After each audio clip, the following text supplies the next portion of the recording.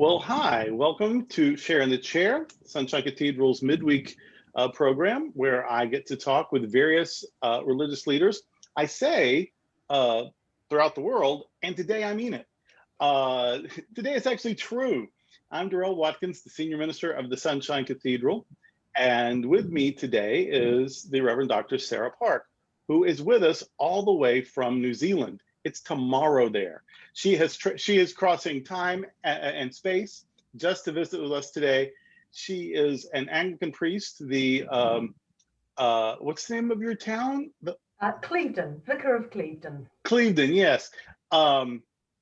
She is the parish priest of a parish in a town called Clevedon. Though you live in Auckland. Yeah, yes. Yeah. So it's a commute. Yeah, sort of. It's very close. Kia ora, Darrell. It's really lovely to be with you. I've got good news that tomorrow has happened. The sun has risen, and the birds are singing and all of that stuff. So you can relax a little bit. The future is ahead of you. Good. I always check on Facebook as soon as I wake up, and if you're posting, I know tomorrow's going to be okay. There you go. Yeah, so I'm in Clevedon, which is a rural community. And it's about a 20-minute commute from where I live. So Clevedon is part of Auckland, the greater city of Auckland.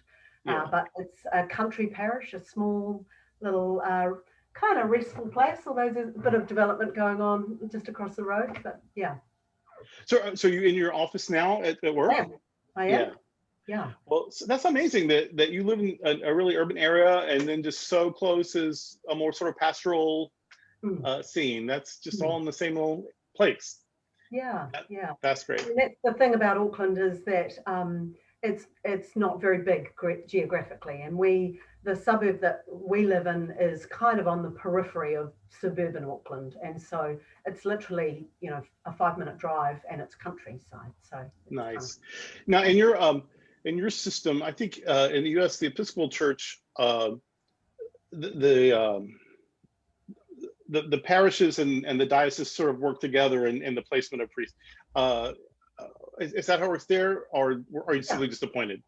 Yeah, no, a similar process. So it's an appointment process where the archdeacon represents the diocese, and there's always at least one diocesan nominator, and then the parish has 3 nominators. So that becomes a team of 5, and they do the interviewing process and make a recommendation to the bishop, who then appoints. So yeah, that's how that works. All right. Now you actually worked for the diocese. What made you want to leave sort of HQ and go to and go back to the parish? Well, I've been a ministry educator on the Episcopal team for 8 years. So I had come from parish ministry. I'd had about 9 years of parish ministry, went into the role of ministry educator, which had responsibility for discernment and training of clergy, offering education to clergy and professional development, conferences, that kind of stuff. And I loved that work actually for a time. And then I found that I really wanted to be reconnected to a community of faith that gathered around the seasons of the year, to have a week that was shaped by Sunday worship, those kind of things. So I really missed the liturgical year and being central in a sacramental community, belonging in a sacramental community. That was really important to me. I'd missed that. So it was. Do you want to mention that you've been to Canterbury? Do you want to mention that at all? Your Canterbury connection? That had not occurred to me at all to mention it, Robert. Thank you for the invitation. This is a long time jive that we haven't had to have together for a while. Yeah, when was that? That was about 2005. I think my bishop sent me to Canterbury, which is sometimes a euphemism for sending people far, far away. But in this case, it was to go to a 3-week course, living in the cathedral, within the walls of the cathedral, worshipping 5 times a day and studying together with newly ordained people from all over the globe, really, and the Anglican Communion, I should say. Wow. And so that was an amazing experience. And then I just was super, super lucky because the process was that Canterbury would choose a student from the previous year to come back the next year to act as chaplain to the next year's course. And they invited me to come back. So I got another round at it, which was just amazing. Just amazing. Right. Well, that actually does sound super exciting. And then you got your doctorate degree at the Episcopal Divinity School in Cambridge, which is how I know you. We were in the same cohort. It was a small cohort, cool. And I think we're all still in ministry, though. And I mean, those who survived the cohort process at all are all still in ministry.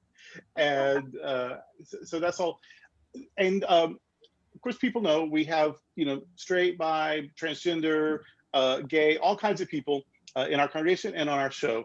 And so just, to cards on the table, you are married to a man, so that makes you a gay man, right? Is that how that works?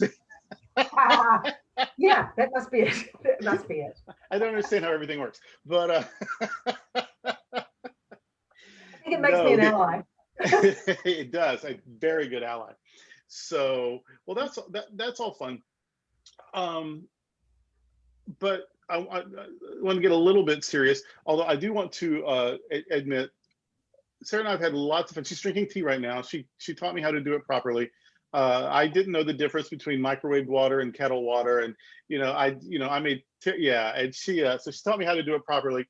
But also, she can be rugged. She can she's from the frontier out there. She can be rugged and make and improvise when there was a time that we opened a wine bottle with a fire poker, because it was like rainy or snowing something outside. We couldn't go out and we couldn't find one, and but we had a fire poker, and soon we had wine. So and that Shiraz, I seem to recall, had ashy overtones, which is kind of how I like it, actually. Yeah. So,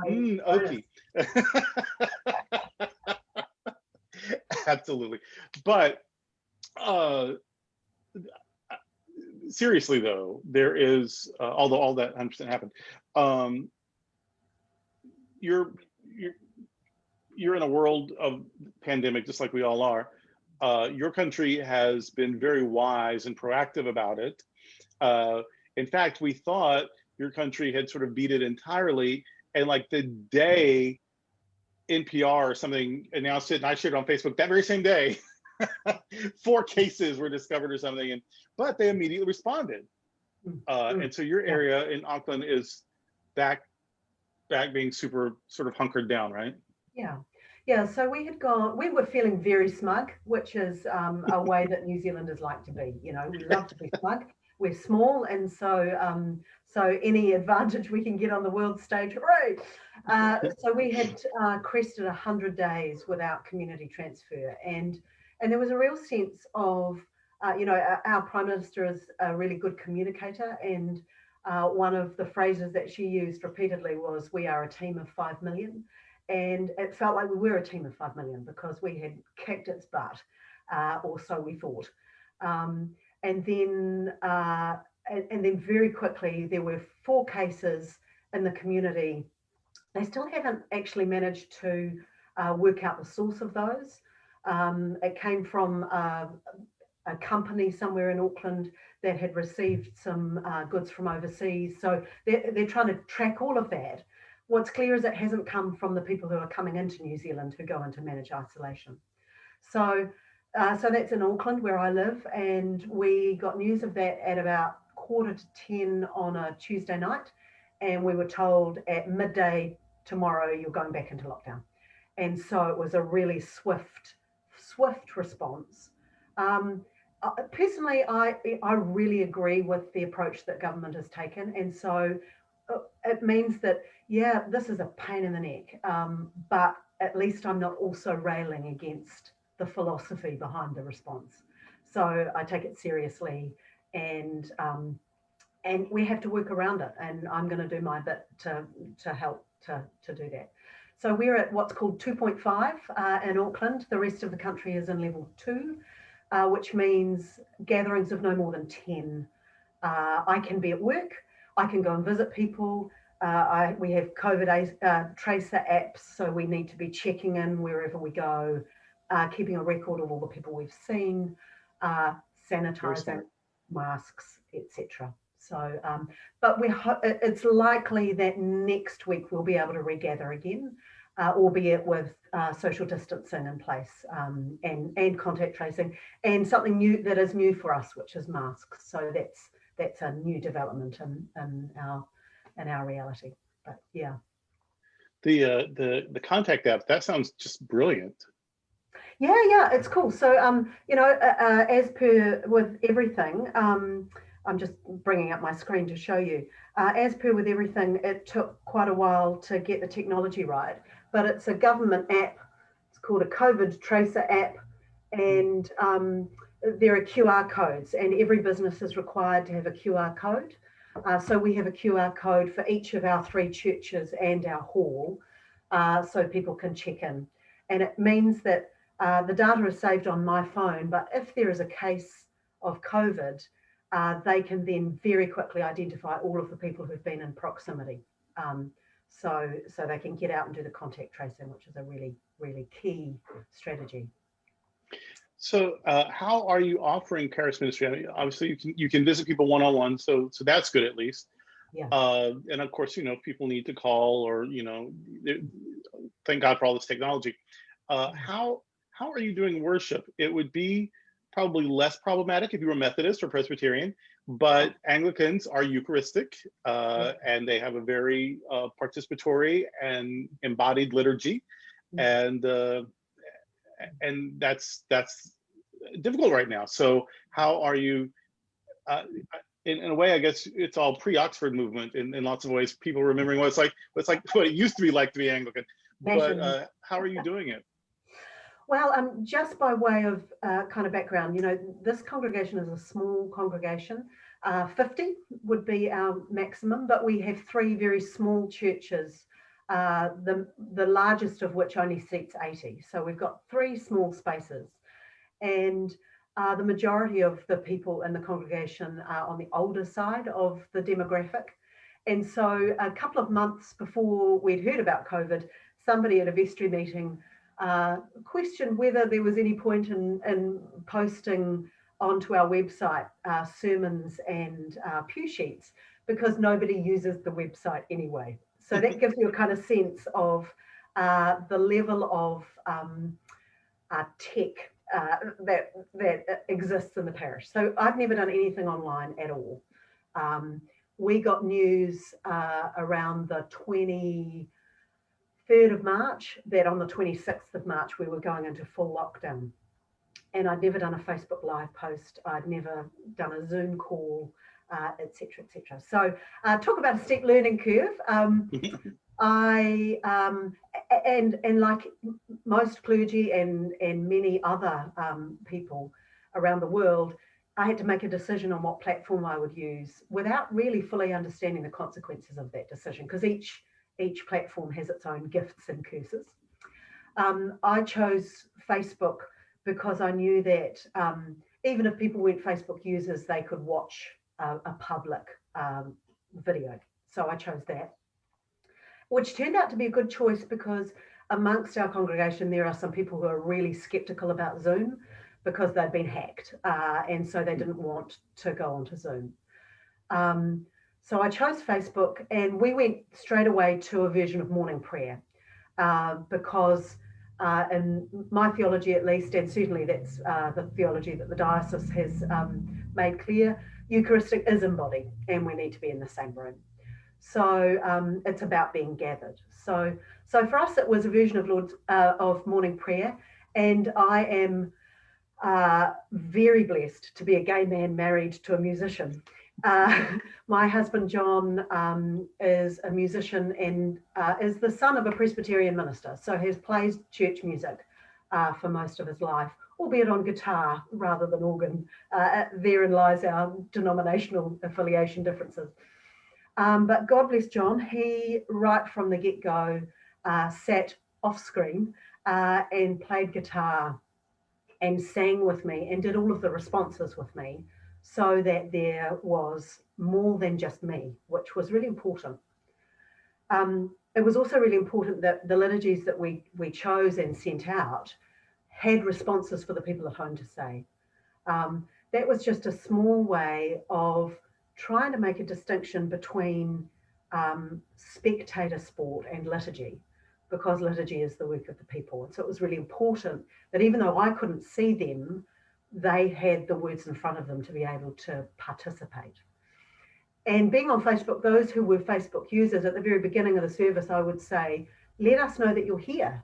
And so there would be this little chatter that would happen on Facebook, not unlike the chatter that happens prior to the service when we're in the same room, which was a way of them saying, oh, hi, we're here. And, we're here from Kawakawa Bay, and we're here from Maraitai, and we're late as usual. And, all of that kind of chatter that went on was really important. And then over the piece, my level of comfort with technology increased. It happened because I've been involved with, we had this amazing thing for the last 5 years in Auckland called the Pop-Up Globe, which was a replica of Shakespeare's Globe Theatre in Auckland, made out of scaffolding, and did an amazing run of 5 years of plays there. And I was chaplain to the Pop-Up Globe and met a whole lot of very cool people in the process, including some remarkable actors. And one of them had agreed that he would come and read a poem for me on Good Friday. This was before COVID crashed into our world. And I texted him and said, oh, I'm really sad that I'm not going to hear you perform this piece because it's a stunning piece of poetry. And he sent me a messenger recording of him delivering this beautiful, stunning, grueling Good Friday poem. And I suddenly thought, oh, hang on. So, with my aging laptop, that's all I had. Today I have a microphone, that's new. But my aging laptop, I did a Facebook post with only him and me as the audience. And I played his messenger recording on my phone up against my computer like this to see what the sound was like. And it worked. And so at that point I thought, so at least now I can include the voices of others. And so I had various people recording prayers and readings, which meant that it wasn't just my voice and my face. People were starting to say, oh, it was so lovely to hear Richard's voice today. It was so lovely to hear Vivian. And because we are not just a bunch of random strangers, we belong to each other. And so hearing the voices of the people that we were missing was really important. And then by the time Easter rolled round, I'd worked out Zoom. I'm slower than I look. And so we had a Zoom morning tea, which seemed like a really great timing to actually get people in the virtual room together. And so that was a really lovely celebration of Easter. And then I learned how to Zoom to Facebook, which you guys have figured out a long time hence, which means now that the people leading worship are doing so from their own house. But it's not just me on screen. There are other people participating. It meant I could share the preaching load with my colleague Vivian. So the first time I did it, she preached while I, clicked buttons and worried about mute buttons and all of that kind of stuff. So So that's how we've done worship, and we've got into the rhythm of that. It doesn't feel nearly the same as being in the same room, but it's something. And hooray for technology. Yes. Do you have, you've mentioned the village, the little pastoral setting you're in. Do you have any photos? I've got a photo, just one of, okay. This is of All Souls, which is out my window as I speak. So this is one of our 3 churches. This is the largest of the 3, and it seats 85. We have Christchurch in Alfriston, which seats about 75, and then we have Ardmore, St James Ardmore, which seats about 50. And each has their own priest? No, I'm it. I'm the only you're the priest, like a circuit. I'm the only employed person. We're so lucky though. We have Vivian, who is a non-stipendiary priest, and she's employed as the parish administrator. And she gives 3 Sundays a month to the parish.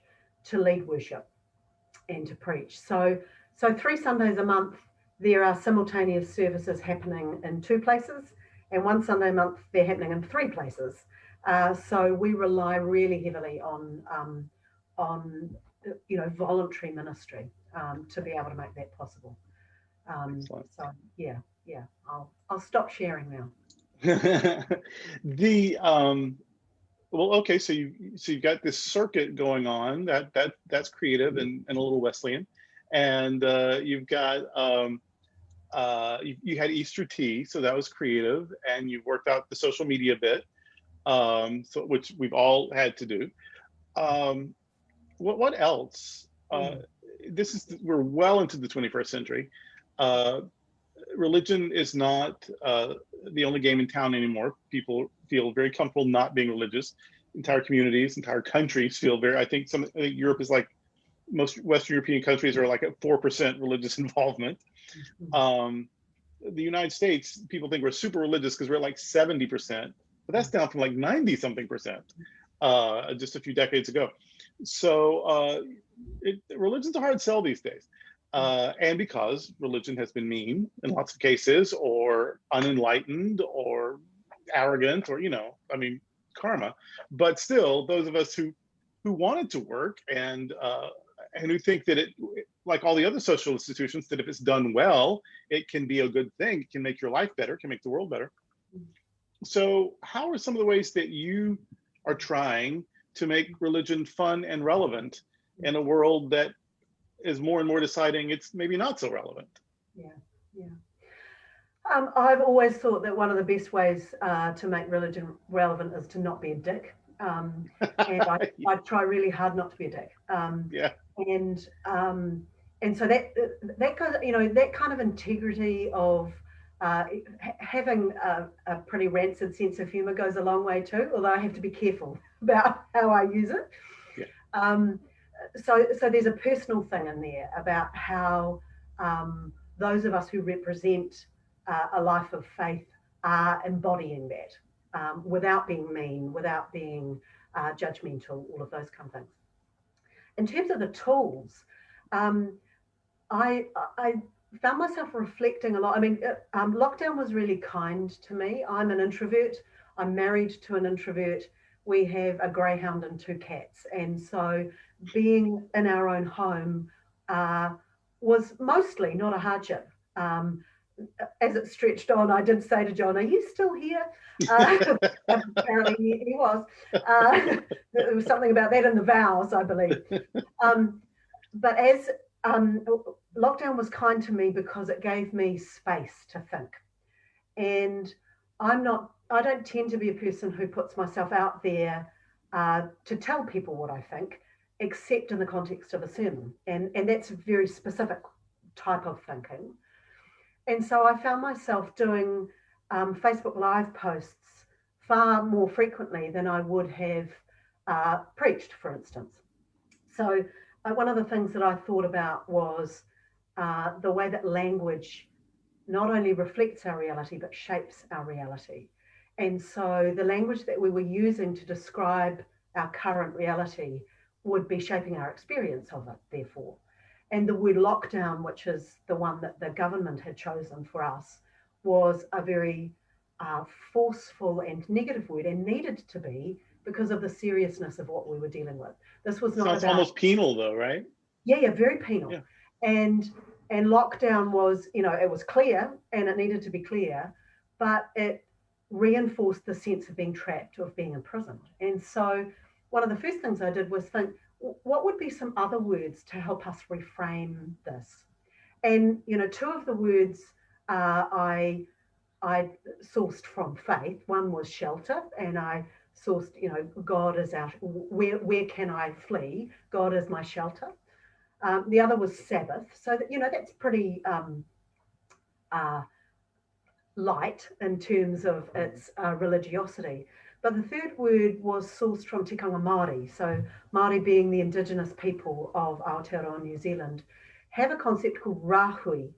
A rahui is a protection that is placed on an area after an event. So the protection is to protect the environment from human influence. So, for instance, we had, and I believe it made international news, we had an explosion, White Island last year, where a number of people were killed in that explosion. And the local iwi, the tribe, put a rahui on the waters around the island, which banned fishing, it banned recreational craft. Basically, you could not go there. And that was because people had died there. And so it was out of respect for the dead and those who were grieving. And it was not appropriate to fish in waters where someone had recently died and where the bodies had not yet been found. Rahui is often placed also on bush to protect the track of disease that will kill various precious species. So this idea of rahui was actually, I found, a really helpful one, that we were in a period of rahui where we were protecting the earth, we were protecting each other.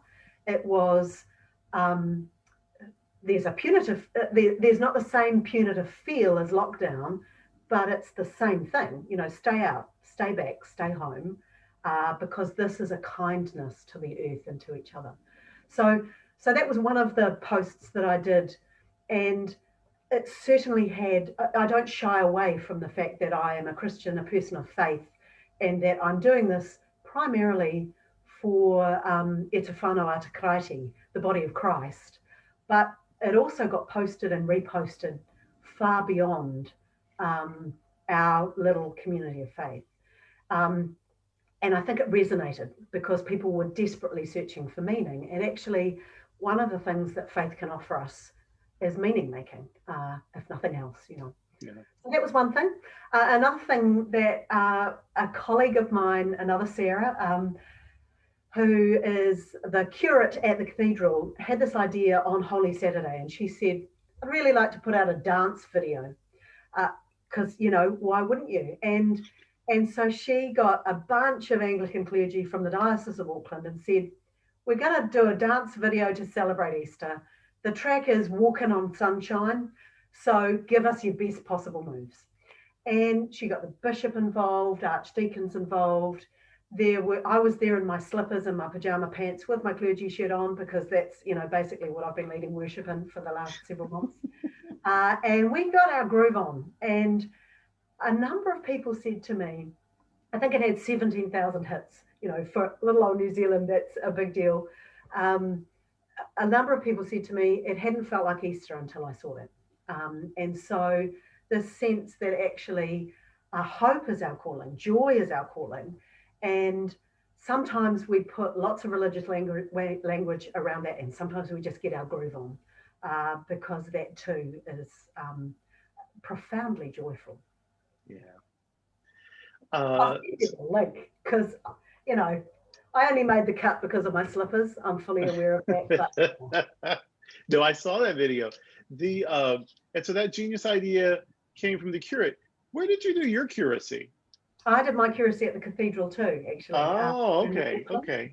Holy Trinity Cathedral. So this Sarah has followed in my footsteps. I'm saying, so you set the bar, right? Well, and also, like me, she has adopted a greyhound. So, you know, it's all good in the hood. Yeah.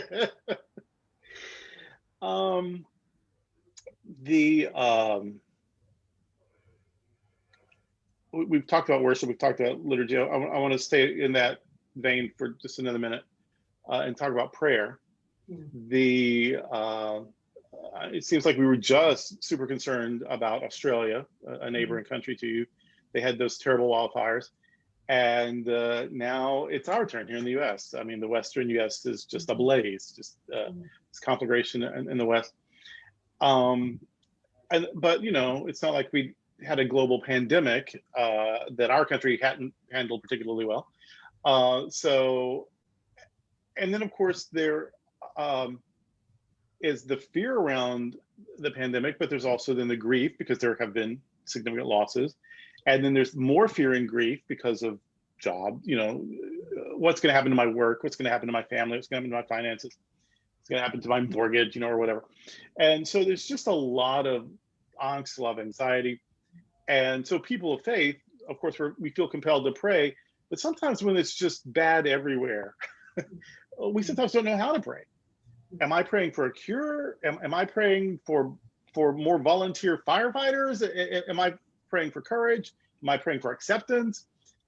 How you've been a chaplain to to actors and the students, and will now be chaplain to the world. How to the World Wide Web? You're the chaplain right now, and the hurting World Wide Web wants to know, what should we pray for? Yeah, I really appreciated this question, because this is something that I've wrestled with over the years, and I think that actually all people of faith must wrestle with in some way. I had a parishioner in a previous parish who used to talk about storming the gates of heaven and whipping up a tsunami of prayer, both of which I find really violent images, both in the force of them. But to me, it revealed a theology that said that God is capricious and maybe a little bit narcissistic, because God needs enough likes on Facebook before God will act. And so God is deliberately withholding God's good grace until enough people pray. And I found that really, really distasteful theology. And I found myself backing myself into a theological corner, actually, where I thought, well, I don't believe that God acts like that in the world. Therefore, I don't know if I can ask for more volunteer firefighters or for rain or for specific things. And I got to this point where I thought, I'm not sure if I can pray for a cure, because I don't know whether God works in that way. And then, of course, I've been very fortunate in my life to have few times where I have felt properly desperate. And when I have been in desperation, I have heard myself pray, I know I don't believe that you work like this, God, but just in case I'm wrong, ... please, ... So, hedging my bets. And it seems to me that prayer is a process in which we seek to integrate our heart and our mind. So we need to bring our mind to it, but we also must bring our heart. And I had been so turned off by this overwhelming heart prayer of, we must storm the gates of heaven and everybody's hearts must be involved, so that I had operated too much in my head, thinking I can't pray in that way at all. And I've been really helped by two authors, many people actually, but two in particular. One is Lamott, who I think is a precious, precious saint, living saint. And I think it was Help, Thanks, Wow that I was reading of hers, where she talks about the three fundamental prayers being help, thanks, and wow. And she said, I will pray to God that my friend's cat's death will be kind. I will pray for this situation in the world which seems intractable. I will pray for all of these things because I believe fundamentally that God cares about what we care about. So that was a really helpful thing for me. It gave me permission to pray for the stuff that I am at a loss about. The other writer, of course, is someone who is known to you and Robert, and that's Bishop Stephen Charleston, who again is an absolute saint of our day.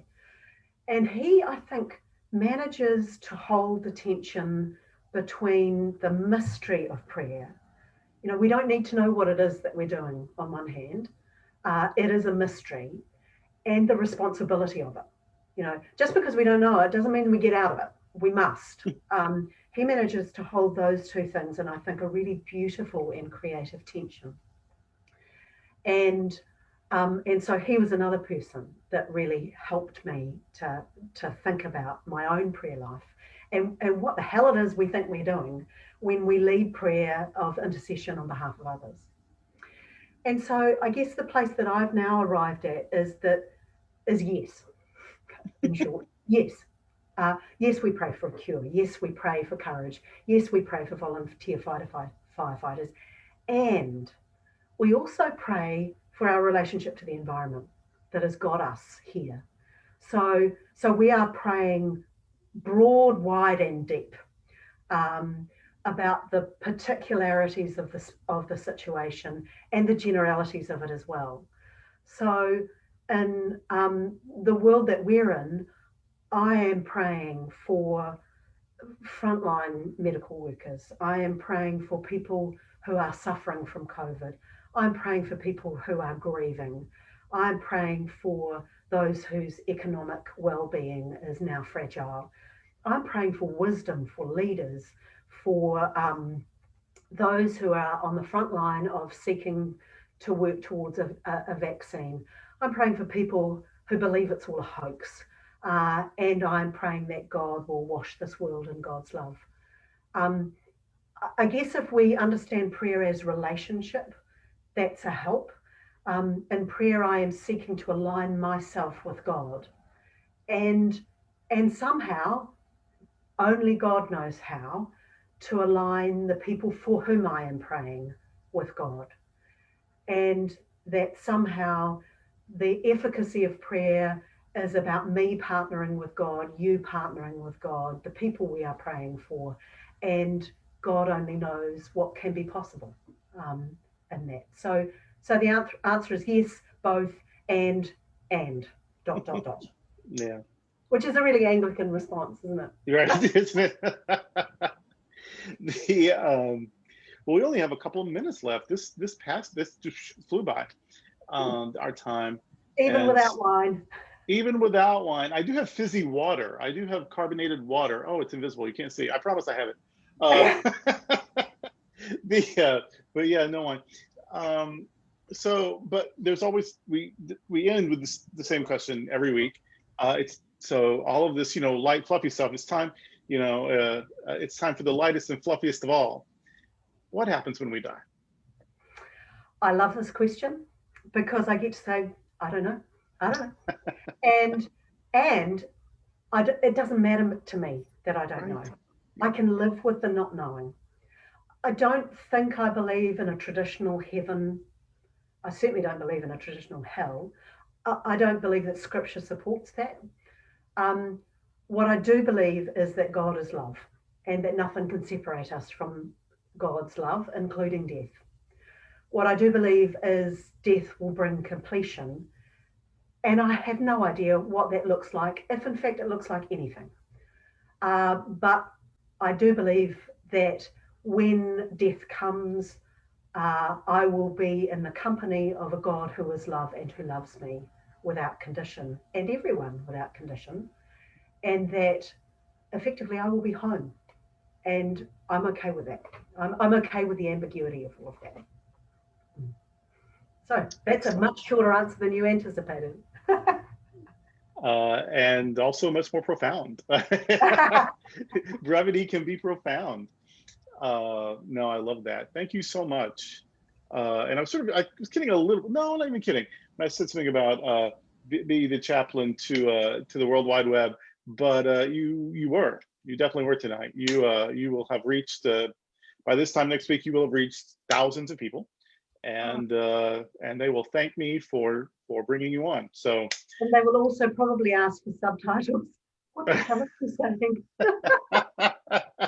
Well, I did want to ask you, but we've done a little. I just asked you a million things, but I was going to ask you about your liturgy because you said some indigenous words, and I was going to ask you if you incorporate that into the liturgy routinely. I know in the Common Prayer Book of New Zealand there are, but do you do that always? Yeah, a little bit, not nearly enough. It happens to be that this week is Te Wiki o Te Reo Māori, which means the week of Te Reo Māori language week, basically. And so we are encouraged to be using Te Reo, the language, much more freely than we might otherwise. We are required in the Anglican Church in New Zealand to study to stage 2 at university in Te Reo Māori as part of our theology degree. To help us understand the worldview, theology, but also so that we can equip ourselves with a small amount of dignity when we are in a tikanga Māori situation. So that was one of the things I did during lockdown, actually, was a Te Reo pronunciation class on Zoom with parishioners. So that was cool fun. Excellent, excellent. Thank you so much for joining us from the future and My from pleasure. another nation. And for You're some not as people, backward as you seem. no. I hope I'm representing. It's So so no, this is lovely to see you and hear you. you. It's so cool. You too, and people. You're gonna have a lot more fans. Oh, in fact, because you Zoom to Facebook, people can probably hear your sermons. How can they do that? Yeah. So we are Clevedon Anglican Parish or Anglican Parish of Clevedon, one of those two. I'll send you the link. All right. So find Sarah Park on Facebook. You can hear more of her musings. Apparently now she even does a little bit beyond homilies. So you can when I saw it the other day, you had a little it's like a 53-second thing or whatever. It was just a little tiny video thing. I'm like, oh, I should listen to that. That looks short. Oh, well, now, if you want to hear some Indigenous language, that's me doing my pepeha, which is introduction. So, okay. This is my mountain, this is my river, this is my iwi, this is, yeah. Excellent, so excellent. Yeah. Thank you for being part of the Sunshine Cathedral today and letting us be part of your 3-point parish. Thank you. It's been a delight. Thanks for the invitation. Go well. Blessings on your head. Thank you. Bless you.